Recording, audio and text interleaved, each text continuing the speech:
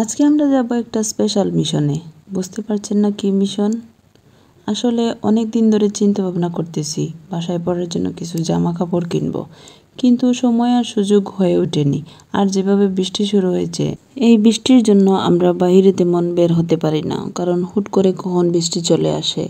তার মাঝে আমার ফাইনাল পরীক্ষা ছিল, এরকম নানা সমস্যার জন্য আমাদের আর বের হওয়া হয়নি। বাইরের ওয়েদারটা একটু দেখেন, কি সুন্দর মেঘলা মেঘলা ভাব।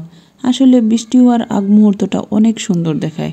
যদিও বৃষ্টি হচ্ছে না, ঠান্ডা ঠান্ডা ওয়েদার, তার জন্য আরও একটু বেশি ভালো লাগতেছে। এই তো আমরা দুজন এবার বের হয়ে যাচ্ছি আমাদের মিশনটা সাকসেসফুল করতে। দেখা যাক কতটুকু সাকসেস হয়। আমরা দরজা ভালো করে লক করে বের হচ্ছি, কারণ বাসায় আর কেউ নেই। রুমের ভেতর থেকে বাইরের ওয়েদারটা যতটা সুন্দর দেখায়, তার চেয়ে বেশি সুন্দর দেখায় বাইরে চলে আসলে। এই যে দেখেন আপনারা কত সুন্দর ওয়েদারটা।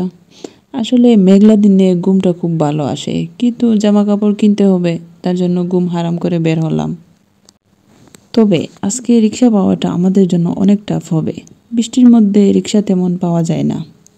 আমাদের কপালটা ভালো, তার জন্য একটা রিক্সা পেয়ে গেলাম। দেখেন রিক্সাওয়ালা ভাই আমাদের দিকে কীভাবে তাকাচ্ছে। এই তো রিক্সায় উঠে গেলাম, এবার যাচ্ছি। রাস্তাটা একটু দেখেন, মনে হচ্ছে ছোট্ট একটা লেকের উপর দিয়ে আমরা যাচ্ছি। লেক হলেও সমস্যা নাই, কারণ আমরা তো আর হেঁটে যাচ্ছি না যে ভিজে যাব। এই তো আমরা নেমে পড়লাম। এবার আমরা আমাদের গন্তব্যস্থানে যাব, মানে আমরা যে দোকান থেকে জামা কাপড় কিনি সেই দোকানে যাব। আসলে অন্যান্য দোকান থেকে এই দোকানে একটু কমে জামা কাপড় কেনা যায়। এই শহরে জামা কাপড় কিনতে যাওয়া মানে অলিম্পিক গেমসে অংশ নেওয়া, যদিও আজকে তুলনামূলক লোকজন কম। অবশেষে আমরা যে দোকান থেকে জামা কাপড় কিনি সেই দোকানে চলে আসলাম। মার্কেটে আসলে সবথেকে বড় সমস্যা হচ্ছে চোখটা একেবারে ঝাপসা হয়ে যায় অন্যান্য ড্রেসগুলো দেখে। তো আমি আবার এগুলোতে চোখ না দেই, কারণ এগুলিতে চোখ দিলে আমাকে লোন তুলতে হবে, কারণ আমার কাছে এত বাজেট নাই। তাই আমি ভাইয়াকে বললাম আমাকে কিছু সিল্কের থ্রি পিস দেখাতে, কারণ সিল্কের থ্রি পিসগুলো আমি পরতে খুব কমফোর্টেবল ফিল করি। সিল্কের থ্রি পিস যখন দেখছিলাম, হঠাৎ আমার অন্য একটা থ্রি পিস চুজ হয়ে যায়, তার জন্য ভাইয়াকে বললাম সেটা দেখাতে। তো সেটা দেখে আমার অনেক ভালো লাগলো, আমি সেটাও নিয়ে নিলাম, সাথে দুইটা সিল্কের থ্রি পিসও নিলাম। জামা কিনা শেষ, এবার আমরা দোকান থেকে বের হলাম। দাঁড়িয়ে দাঁড়িয়ে চিন্তা করতেছিলাম আর কি জানি কিনবো। হঠাৎ মনে হলো আমার তো জুতা কিনতে হবে, তার জন্য আমরা জুতার দোকানে যাচ্ছি জুতা কিনতে। দেখেন রাস্তার কি অবস্থা, তার জন্য ঠিকমতো হাঁটতেও পারতাছি না। হঠাৎ ও বলল ওর কিছু পাথর লাগবে ওড়নাতে আর জামাতে বসানোর জন্য।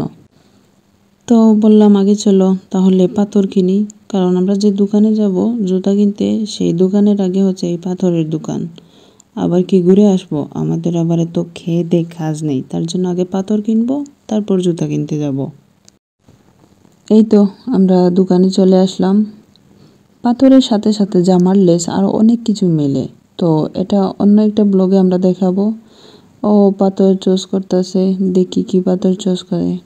দাঁড়ান পাথরটা একটু জুম করে দেখাই। এই যে দেখেন পাথরটা অনেক সুন্দর। তো ফাইনালি ও অনেকগুলো পাথর কিনলো।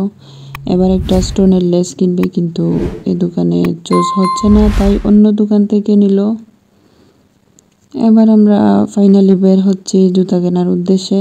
দেখা যাক কি জুতা কিনি। এই তো জুতার দোকানে চলে আসলাম জুতা কিনতে। এসে সেম অবস্থা, কোনটা রেখে কোনটা নেব। তারপর আঙ্কেলকে বললাম আমাকে একটা বেড়াতে যাওয়ার জন্য জুতা দেখাতে। আঙ্কেল প্রথমে একটা জুতা দিল, এটা খারাপ না, ভালো লাগছে।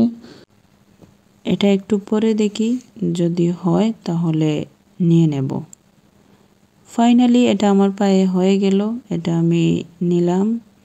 তো আমাদের কেনাকাটা প্রায় শেষ, এবার আমরা কিছু খাবো, কারণ হাঁটতে হাঁটতে আমাদের অনেক ক্ষুধা লেগে গেছে। খেয়ে তারপর আমরা বাসায় চলে যাব।